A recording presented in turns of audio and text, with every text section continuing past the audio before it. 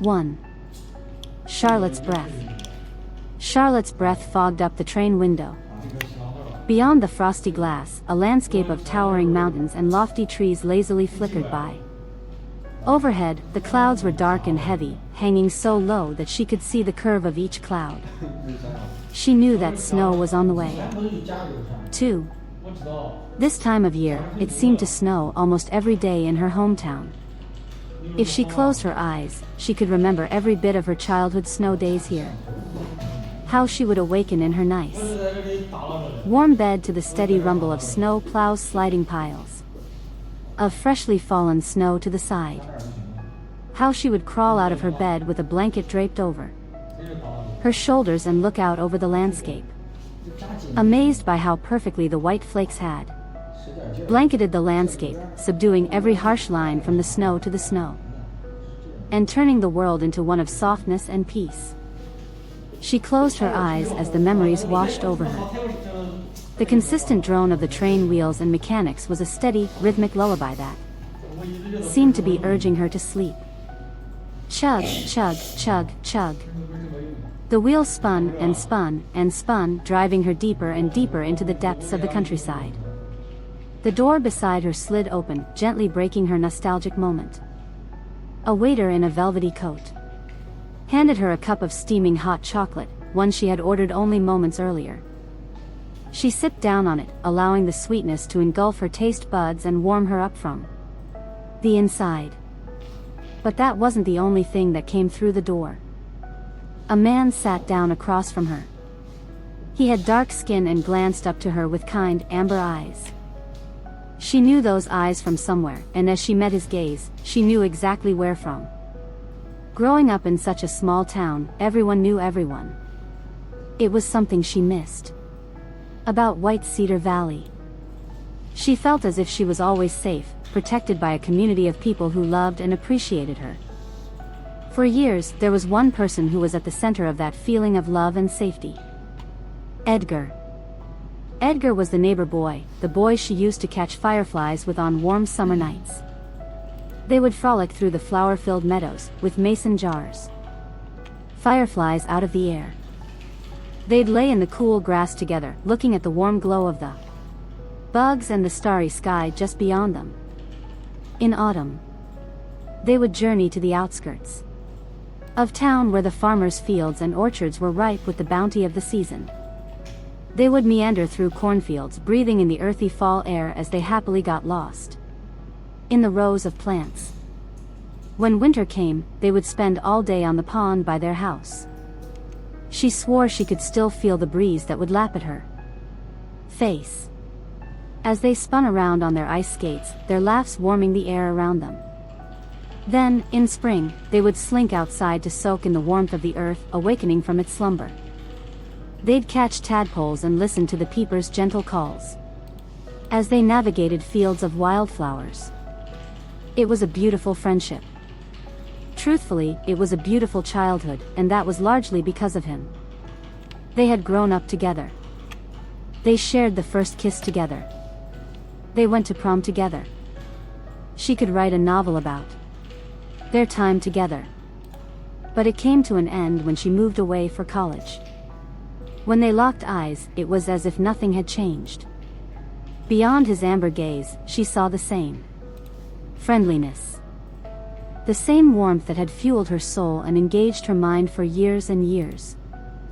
They hugged in a tight, loving embrace that seemed to cement her in the moment. He asked her how she liked the big city, and she didn't quite know how to answer. She loved the availability of everything. She loved the motion of the city. The amount of things she had access to, the energy that could be found down every street. But lately, she felt as though she had been missing something. She longed for days in fresh air in the company of white pine and oak trees. She longed for her cozy hometown bakery where everyone knew her name. She told Edgar the truth of her new life, and he told her the truth of his. He had taken over his father's carpentry business pretty soon after they graduated. He loved the work, but he wanted to explore.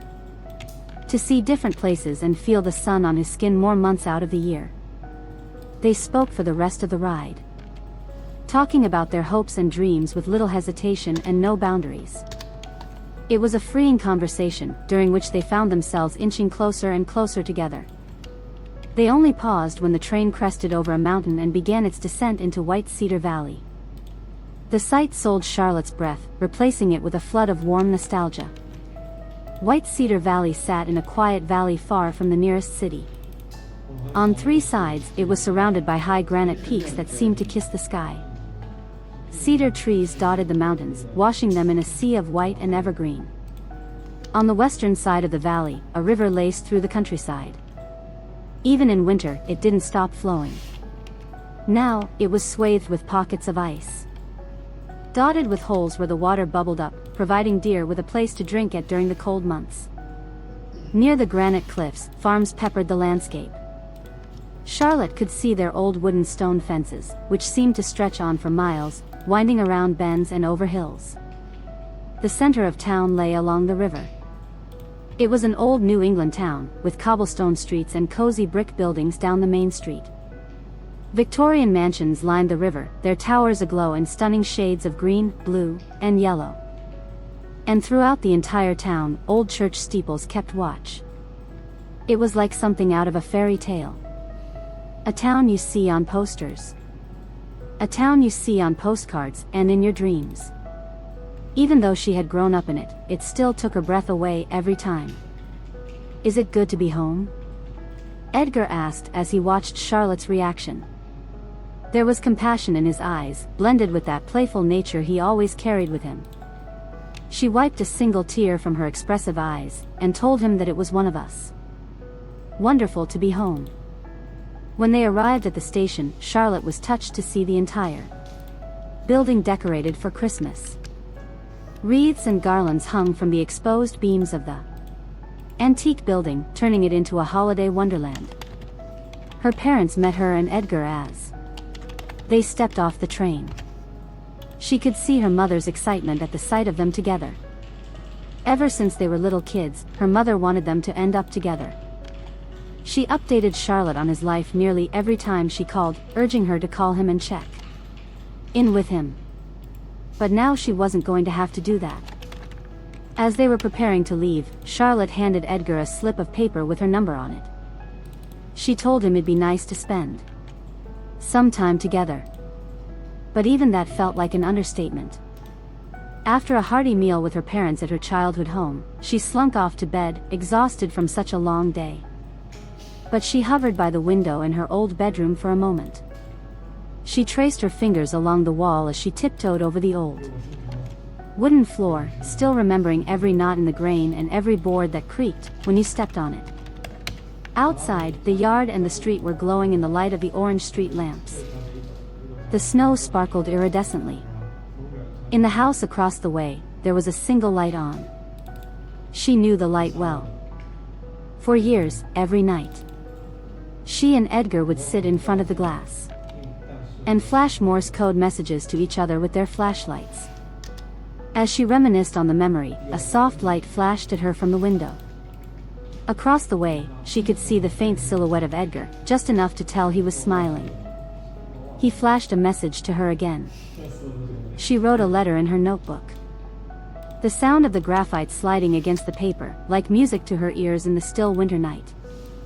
"I missed you," the message read. Staring down at those simple words merely brought her to tears. For so long, she felt as though a part of her was missing. She never considered that that part might be Edgar. She glanced around for a flashlight, and to no surprise, she found one in the drawer beside the window, exactly where she left it all those years ago. "I missed you," she messaged back.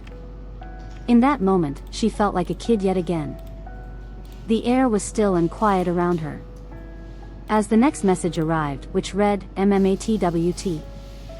It was a childhood code they came up with in case a message was too long. There were dozens of codes, but this one was one she could never forget. Because they used it at least once a week for years. It meant, "Meet me at the willow tree." She shook the flashlight up and down for yes.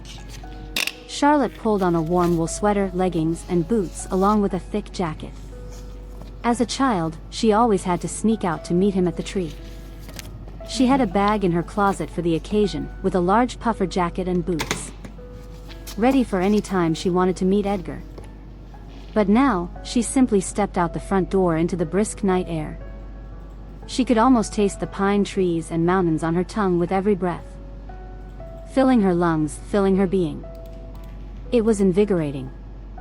It made her feel beautifully alive, yet small all at the same time. She walked through the soundless town with her eyes turned to the sky. The only noise was the crunch, crunch, crunch, crunch of her boots on the squishy snow. It was a sound like no other. A sound that would forever bring her back to her childhood. Of sledding. Under stars and whispering under willow trees with hot chocolate in hand. The willow tree was at the end of the neighborhood, down a small hill. It rested in the center of a forest, far away from the neighbors and, at times, the world. The trees all around her were coated in a thin layer of ice. Just enough to make every branch, needle, and pine cone glisten in the December moonlight. But, the star of the show was the willow tree, the only willow for miles. It had grown to be impossibly tall. Its tendrils sloped to the ground, lowered down by the weight of snowflakes. It looked like an ice sculpture, a work of art that was too perfect for this world. Charlotte stood for a moment, marveling at the sight before her. In that moment, she truly realized how blessed she had been to have such a beautiful childhood. A childhood full of ice-coated willows and frog-filled streams. She stepped into the willow, parting the branches with the back of her hand to reveal the cozy area underneath. There was a single bench there, a bench she and Edgar had crafted years and years ago. She wiped a dusting of snow off the seat. Underneath, etched into the grain, was a simple message.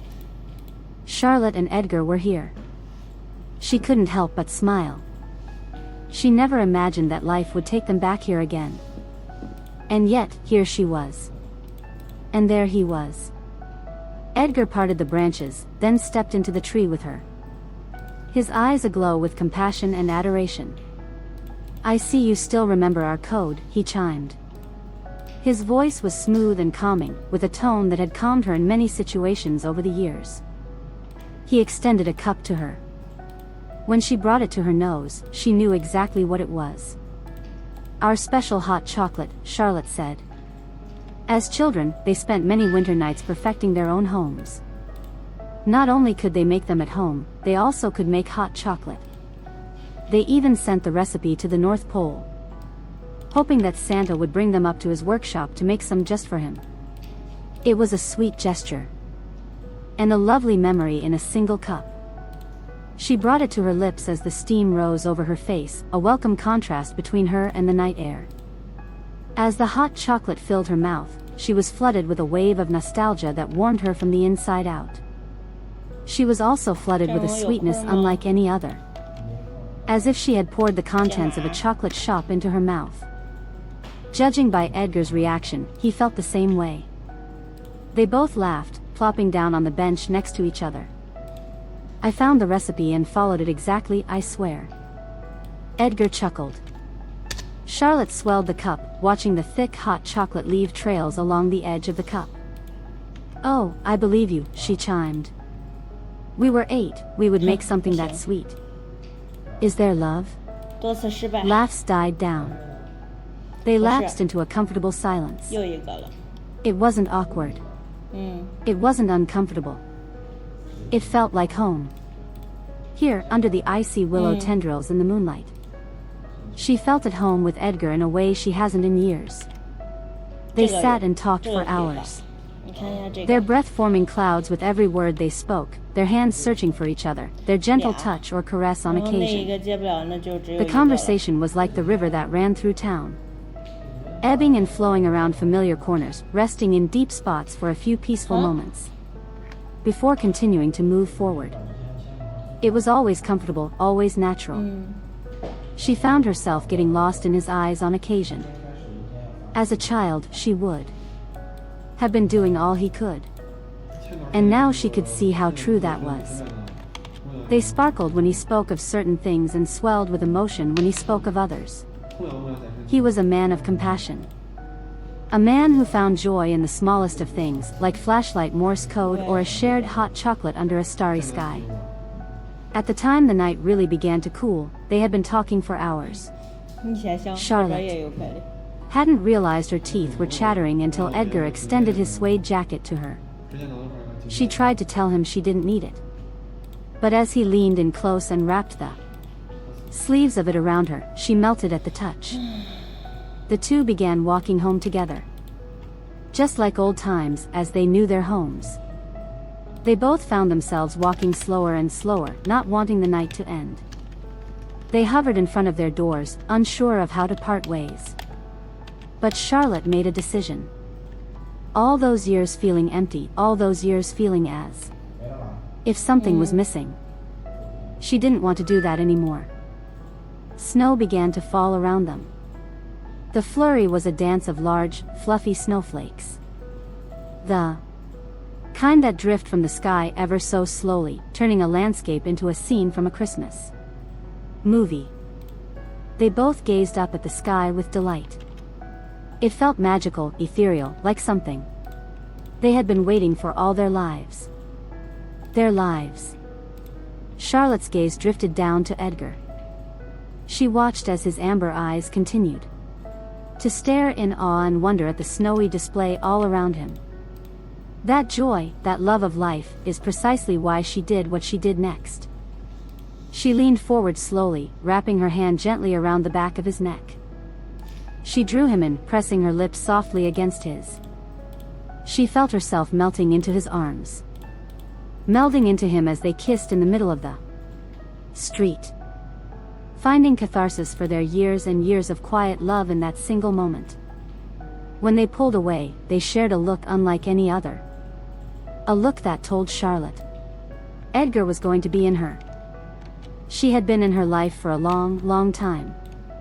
That night she curled up in her childhood bed, knowing she had done something she had always wanted, that she had the person she always dreamt of being with. Sleep came easily and beautifully that night, and her dreams were filled with nothing but peace. For the next few weeks, Charlotte and Edgar spent every moment together.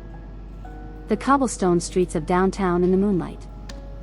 They ate at all the restaurants they had as kids and blew bubbles in their drinks, just like they had 20 years ago. At night, they held each other tightly, whispering about their hopes and dreams for the future. Charlotte wanted nothing more than a life of happiness and love, and that's the life she knew she could have with Edgar. They longed for something in between the city and the country, and they knew exactly how to find it. They renovated an RV for themselves and headed out on the open road. Charlotte would work remotely, curled up on their soft couch as they traversed mountains and cities and plains across the country. Edgar would freelance wherever the wind took them. As they drove off in the RV, Charlotte held Edgar's hand. She glanced behind them as they rose up over the mountain, leading out of White Cedar Valley. She looked at the glowing lights of downtown, the peaceful farms, and the tall church steeples with gratitude. It was the town that made them, the town that made a love like this possible. The last thing she saw, far off in the distance, was a single willow tree. It seemed to glisten in the sunshine, outshining every other tree in the forest. Emotion welled in her eyes as she watched it disappear over the horizon. There would be more willow trees in the future.